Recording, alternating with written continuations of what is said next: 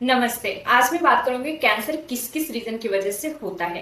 क्या सिर्फ smoking alcohol ही इसका रीजन है या फिर हमारी डेली लाइफ स्टाइल भी धीरे धीरे बॉडी को अंदर से डैमेज कर रही है।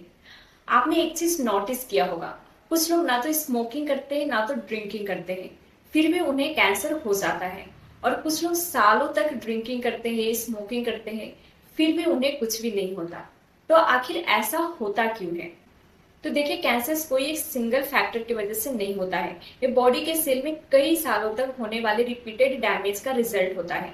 हमारी बॉडी ट्रिलियंस ऑफ सेल से बनी हुई है और हर सेल के अंदर डीएनए पाई जाती है। डीएनए को आप एक इंस्ट्रक्शन मैनुअल समझ सकते हो। ये डिसाइड करता है कि सेल कब ग्रो करेगा, कब डिवाइड होगा और कब डिस्ट्रॉय होगा।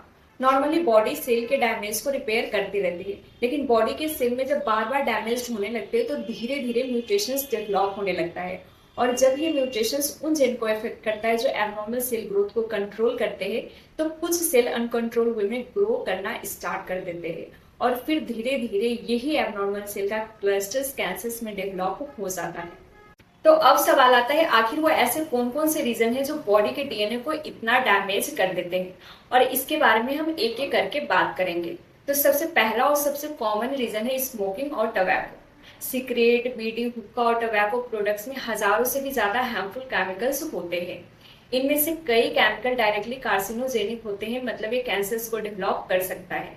जब कोई पर्सन रेगुलरली स्मोकिंग करता है तो ये केमिकल लंग्स के सेल और डीएनए को कंटिन्यूअसली डैमेज करते रहता है।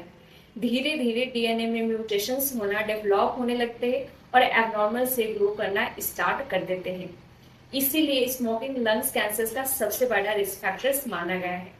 सिर्फ लंग कैंसर से नहीं, स्मोकिंग करने से throat cancer, food pipe cancer, यहाँ तक कि ब्लैडर कैंसर का रिस्क भी बढ़ जाता है। वही टबैको का सेवन करने से माउथ का टिश्यू कंटिन्यूअसली इरिटेट होते रहता है, जिससे माउथ कैंसर और टंग कैंसर का रिस्क बहुत ही ज्यादा बढ़ जाता है। दूसरा इंपॉर्टेंट रीजन है अल्कोहल का सेवन करना।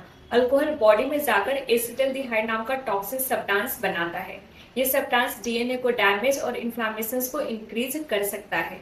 लॉन्ग टर्म अल्कोहल का सेवन करने से लीवर के सेल कंटिन्यूअसली अफेक्ट होता है, जिससे लीवर कैंसर का रिस्क बढ़ सकता है। साथ ही अल्कोहल इम्यूनिटी और बॉडी के रिपेयर मैकेनिज्म को भी वीक कर सकता है, जिससे डैमेज सेल को कंट्रोल करना बहुत ही डिफिकल्ट हो जाता है। तीसरा बहुत कॉमन रीजन है अनहेल्दी डाइट और जंक फूड। आजकल प्रोसेस्ड फूड, शुगरी ड्रिंक और पैक्ड स्नैक और डीप फ्राइड फूड का कंजम्पशन बहुत ही ज्यादा बढ़ गया है। प्रोसेस्ड फूड में प्रिजर्वेटिव, एक्सेस शुगर और अनहेल्दी फैट्स होते हैं जो कि बॉडी में क्रोनिक इन्फ्लामेशन इंक्रीज कर सकते हैं। चौथा इंपॉर्टेंट रीजन है ओबेसिटी और lake of physical exercises. Body में एक्सेस फैट सिर्फ वेट ही नहीं बढ़ाता बल्कि हार्मोन और इन्फ्लामेटरी केमिकल्स को भी इफेक्ट करते हैं। ओबेसिटी की वजह से इंसुलिन रेजिस्टेंस और क्रोनिक इन्फ्लामेशन दोनों बढ़ने लगते हैं, जो कि एबनॉर्मल सेल ग्रोथ को प्रमोट करते हैं। इसीलिए ओबेसिटी को ब्रेस्ट कैंसर, कोलन कैंसर और कई दूसरे कैंसर्स के इंक्रीज फैक्टर से लिंक किया गया है। पांचवा रीजन है पोल्यूशन और हार्मफुल केमिकल।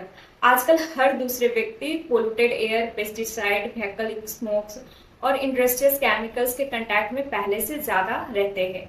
ये हार्मफुल सब्सटेंस बॉडी के सेल और डीएनए को कंटिन्यूअसली डैमेज कर सकते हैं। Long term pollution exposures body में ऑक्सीडेटिव स्ट्रेस और इन्फ्लामेशन दोनों को बढ़ा सकता है। छठा इंपॉर्टेंट रीजन है फ्री रेडिकल।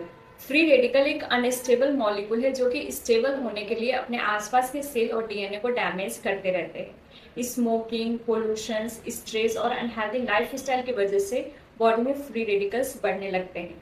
नॉर्मली एंटीऑक्सीडेंट इन्हें न्यूट्रलाइज कर देते हैं, लेकिन जब बॉडी में फ्री रेडिकल ज्यादा और एंटीऑक्सीडेंट कम हो जाते हैं तो ऑक्सीडेटिव स्ट्रेस डेवलप होने लगते हैं, और यही ऑक्सीडेटिव स्ट्रेस धीरे धीरे डीएनए में म्यूटेशंस और एबनॉर्मल सेल ग्रोथ का रीजन बन जाता है। सातवां इंपॉर्टेंट रीजन है क्रोनिक इन्फ्लामेशन। जब बॉडी में लंबे टाइम तक इन्फ्लामेशन बना रहता है तो इससे टिश्यू और सेल पर कंटिन्यूअसली स्ट्रेस बढ़ता रहता है, और यही लॉन्ग टर्म इन्फ्लामेशन, म्यूटेशंस और एबनॉर्मल सेल ग्रोथ का रीजन बन जाता है। इसीलिए किसी भी तरह के बॉडी में हुए इन्फ्लामेशन को लाइटली नहीं लेना चाहिए। आठवां रीजन है वायरल इन्फेक्शंस। कुछ वायरस बॉडी के डीएनए और सेल को डायरेक्टली अफेक्ट कर सकते हैं, जैसे कि एचपीवी इन्फेक्शन सर्वाइकल कैंसर से एसोसिएटेड माना जाता है। हेपेटाइटिस बी और सी लीवर सेल में क्रोनिक इन्फ्लामेशन क्रिएट करते हैं, जिससे लीवर कैंसर का रिस्क बढ़ सकता है। नौवां इंपॉर्टेंट रीजन है एक्सेस यूवी रेडिएशंस। बहुत ही ज्यादा सनलाइट एक्सपोजर स्किन सेल के डीएनए को डैमेज कर सकता है, इसीलिए excessive UV radiations skin cancer का रिस्क इंक्रीज कर सकता है। Specially prolonged direct sunlight exposures को अवॉइड करना चाहिए। और 10वां इंपॉर्टेंट रीजन है जेनेटिक और फैमिली हिस्ट्री। अगर फैमिली हिस्ट्री में किसी को कोई पार्टिकुलर कैंसर्स की हिस्ट्री है तो कुछ लोग जेनेटिकली थोड़ा ज़्यादा प्रोन हो सकते हैं, क्योंकि कुछ इनहेरिटेड म्यूटेशंस पहले से ही बॉडी में हो सकते हैं जो कि रिपेयर सिस्टम को वीक बना सकते हैं। लेकिन सिर्फ जेनेटिक म्यूटेशन सब कुछ डिसाइड नहीं करता, लाइफ स्टाइल, इन्वायरमेंट और डेली हैबिट भी बहुत ही बड़ा रोल प्ले करता है। तो ओवरऑल देखा जाए तो कैंसर कोई एक सिंगल फैक्टर्स या सिंगल रीजन की वजह से नहीं होता है। ये repeated DNA damage, chronic inflammations, oxidative stress, harmful chemical, infections, genetic, unhealthy lifestyle का कॉम्बिनेशन से डेवलप होता है। तो ये था हमारा आज का वीडियो, कैंसर किस किस रीजन की वजह से होता है। नमस्ते।